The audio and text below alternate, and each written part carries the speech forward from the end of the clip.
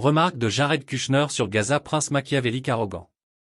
Une analyse machiavélienne des déclarations de Jared Kushner sur Gaza.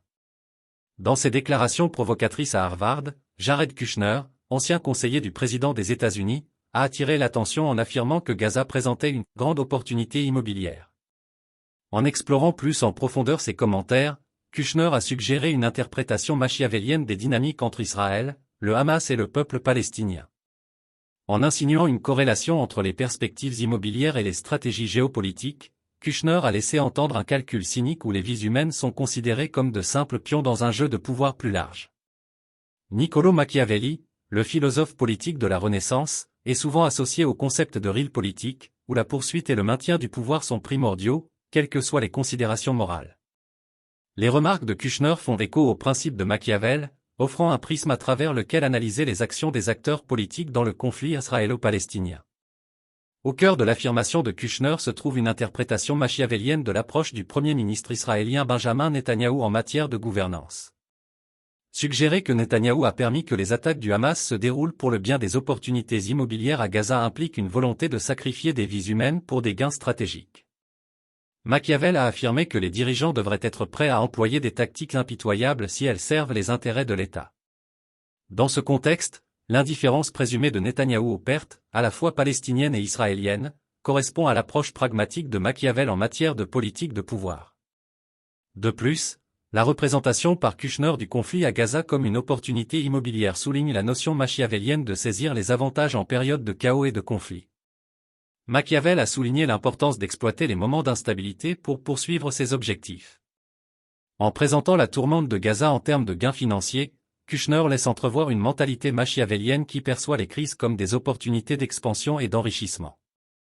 De plus, la caractérisation par Kushner des victimes comme « dommages collatéraux » reflète un mépris machiavélien pour la souffrance humaine dans la poursuite d'objectifs stratégiques.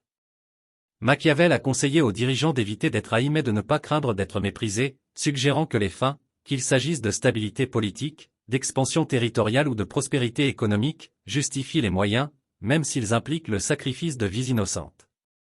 Le langage de Kushner fait écho à ce sentiment, décrivant les victimes comme regrettables mais finalement sans importance dans le grand jeu de la politique de pouvoir.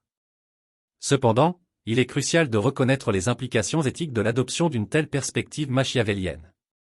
Bien que la realpolitik puisse offrir un cadre pragmatique pour analyser les dynamiques géopolitiques, elle risque de réduire les conflits humains complexes à des calculs froids de pouvoir et d'intérêt personnel.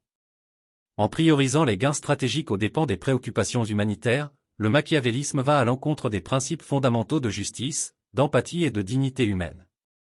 En conclusion, les remarques de Jared Kushner sur Gaza comme une grande opportunité immobilière invitent à une analyse machiavélienne du conflit israélo-palestinien, où les acteurs politiques naviguent dans un paysage de pouvoir, d'ambition et d'ambiguïté morale.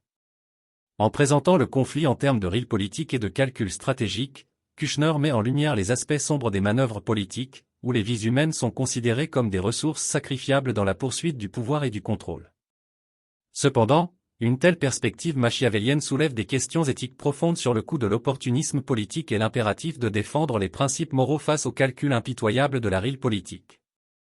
L'implication de Jared Kushner dans l'élaboration de la politique étrangère américaine, en particulier concernant Israël, a fait l'objet d'un examen minutieux, ce qui a eu des conséquences importantes sur l'image d'Israël sur la scène mondiale et a érodé la confiance et le respect envers ses dirigeants.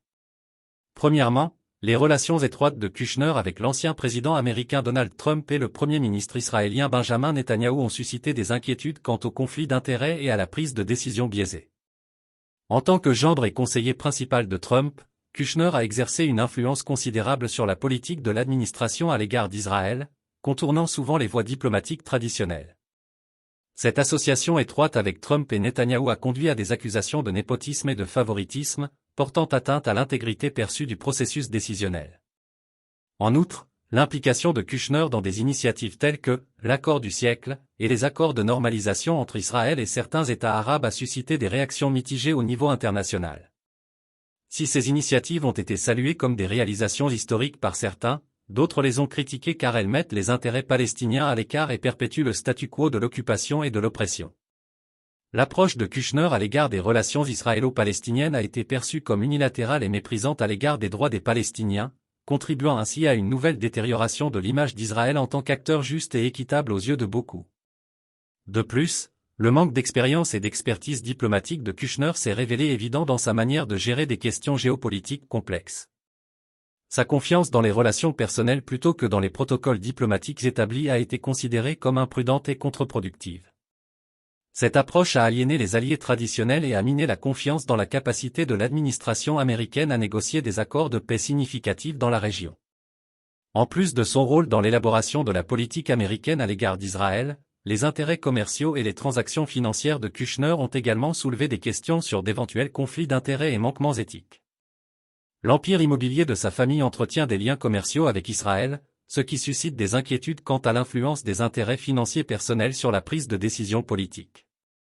Dans l'ensemble, l'implication de Jared Kushner dans l'élaboration de la politique américaine à l'égard d'Israël a eu un impact significatif sur l'image d'Israël dans le monde. Ses relations étroites avec Trump et Netanyahou, associées à des conflits d'intérêts perçus et à des prises de décision biaisées, ont conduit à une perte de respect et de confiance dans les dirigeants israéliens.